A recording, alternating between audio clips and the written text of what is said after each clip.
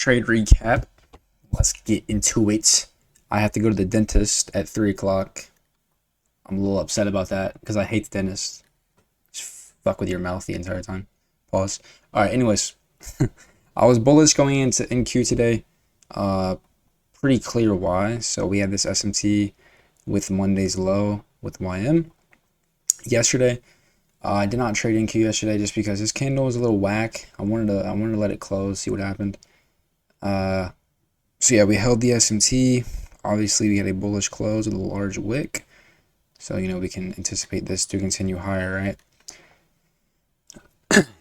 So, yesterday we got this 4-hour CIST to the upside. So, obviously, I'm looking for longs today. We had this SMT with YM on this 22 4-hour candle. So, I was bullish here, but YM was our stronger asset, and I didn't really get a clear entry on YM. So I was just waiting. What I wanted to see happen is I wanted to see some sort of SMT with NQ. Once YM had already taken these highs, so we had an SMT. But I was still very confident NQ was going to take a high of week today. So what I needed to see was some sort of SMT and then some sort of strength switch.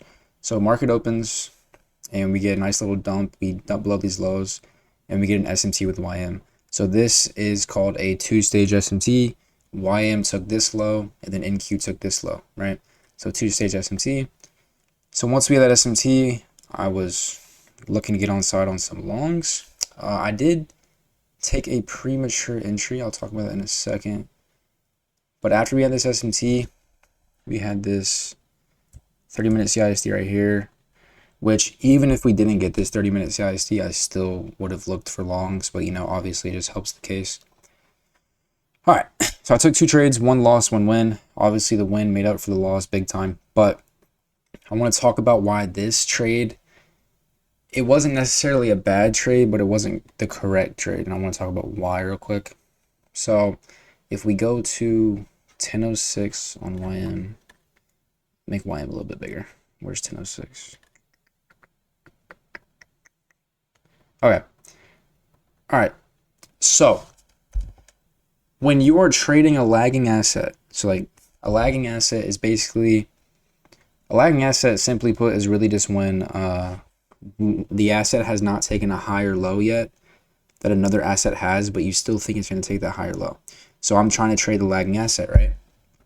Now, when you're trading a lagging asset that has an SMT and you're expecting it to catch up, what you need to see is a strength switch. And my dumbass got in without really a strength switch. Like, it's kind of iffy, right? Like, we had the strength switch here,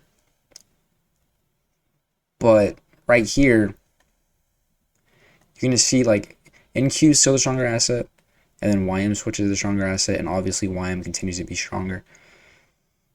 So this is why I say the trade wasn't bad. It's because we did have a strength switch, but it was super minor. This entire run up, YM was still stronger than NQ until like right here, So I mean, it's kind of, we had a strength switch, but in my opinion, it wasn't valid. I should have waited. So anyways, obviously I got stopped out on that trade, little premature entry. But here is when we got our actual valid strength switch. So what do we get? We get manipulation.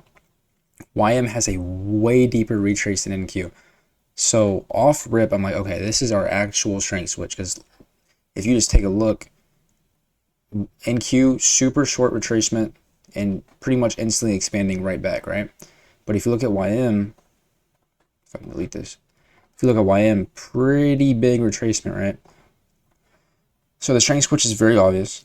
So I entered off, I really just entered off this 3-minute CISD right here.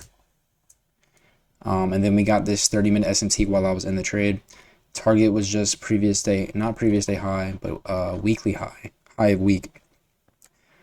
Now, another thing that I want to talk about on why I was like sticking to my bullish bias so much is because I was super confident in NQ making a new high of week. And the reason why I was very, very confident that that was going to happen today is because I don't want you guys to hear me say this and be like, oh, this is like bulletproof. Like it's part of my strategy now.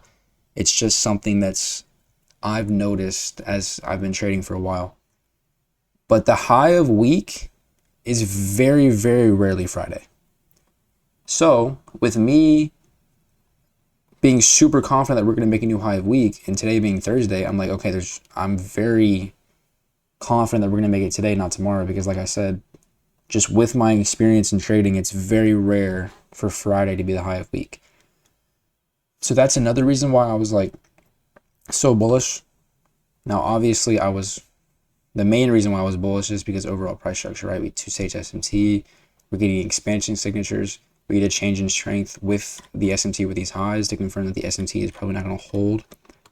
So yeah, that's really it for the trade today. A little bit more of a complicated trade, so that's kind of why I went a little more in depth.